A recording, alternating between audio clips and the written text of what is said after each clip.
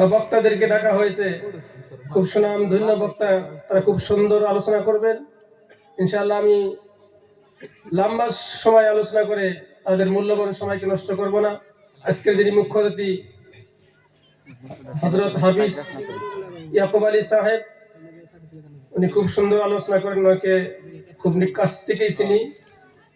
তারপরে আমাদের এই অঞ্চলের আরেকজন, আমাদের এই ইসলামের রাহেবার, আমাদের এই অঞ্চলের সকলেই যাকে চিনি, পরিচিত ব্যক্তি মুফতি আবুল হাশিম সাহেব, উনিও আছে আমাদের মাঝে। গতিকে খুব অল্প সময় বড়দের আদেশকে পালন করার জন্য অল্প সময় কোরআন এবং হাদিস থেকে আলোচনা করব। আমা তাওফীকি ইল্লা বিল্লাহ। তো সম্মানিত হাজিরিন, বর্তমান যুগে আমরা প্রত্যেক জনেই, আমি যে সিস্টেমটা বের করেছি, আমরা আজকে মাজলুমের শিকারের মধ্যে পতিত আছি। কেউ জালিমের মধ্যে আছে, কেউ মাজলুমের মধ্যে আমরা আছি। ইনশাআল্লাহ আজকে এই জালিম আর মাজলুম কাকে বলে, এই দুইটি কথার উপরে আলোচনা করে ইনশাআল্লাহ 15-20 মিনিট সময়ের ভিতরে আলোচনা শেষ করব। আমরা এই পৃথিবীতে যত জালিম আছে, প্রত্যেকটা জালিমে আমরা 3 ভাগে বিভক্ত হয়েছি।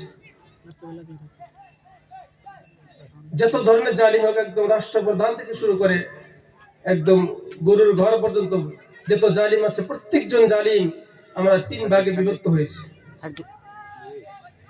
একটি হলো, 1 নম্বর হলো আল্লাহর সঙ্গে জুলুমকারী জালিম, 2 নম্বর হলো নিজের সঙ্গে জুলুমকারী জালিম, আর 3 নম্বর হলো আল্লাহর মাখলুকাতের সঙ্গে জুলুমকারী জালিম।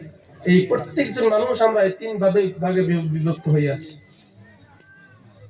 জালিম শব্দের অর্থ হচ্ছে অত্যাচার করা, যেটাকে আরবিতে বলা হয় ওয়াদউ শাই ফি গায়রি মাহাল্লি। যে বস্তু যেখানে রাখা নয়, সেই বস্তু সেখানে রাখার নাম হলো জালিম। পৃথিবীর সকল মানুষ আমরা এই 3 ভাগে বিভক্ত আছি। যে আল্লাহর সঙ্গে আমরা কেমনে জুলুম করলাম, আল্লাহর সঙ্গে আল্লাহকে আমরা কেমনে অত্যাচার করলাম, প্রশ্ন। তার অ্যানসারটা হচ্ছে,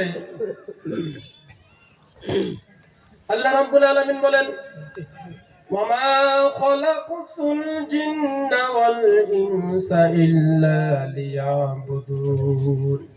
আল্লাহ রাব্বুল আলামিন মানব জাতি এবং জিন জাতিকে শুধুমাত্র তিনার ইবাদত করার জন্য আল্লাহ পাক মানুষ এবং জিন জাতিকে সৃষ্টি করেছে। আল্লাহ তাআলা মানুষ এবং জিন জাতিকে তিনার ইবাদত করার জন্য সৃষ্টি করেছেন, পয়দা করেছেন। আল্লাহ তাআলার ইবাদত, আল্লাহ রাব্বুল আলামিনের ইবাদত না করাটাই হচ্ছে আমাদের জন্য জুলুম, যা আমরা জালিম, আল্লাহর সঙ্গে অত্যাচার করতেছি। আল্লাহ রাব্বুল আলামিন গোটা পৃথিবীর মানব জাতিকে, জিন জাতিকে তিনার ইবাদত করার জন্য সৃষ্টি করেছেন। আর গোটা সৃষ্টি জীব আল্লাহর হুকুমের অবাধ্য চলার নামই হলো আল্লাহর সঙ্গে জুলুম করা। আল্লাহ রাব্বুল আলামিন আমাদেরকে যে কাজ দিয়ে, যে দায়িত্ব দিয়ে পৃথিবীতে পাঠাইছেন, সেই দায়িত্বকে সঠিকভাবে সুচারুরূপে পালন না করাটাই হলো আল্লাহর সঙ্গে আমরা জুলুম করতেছি।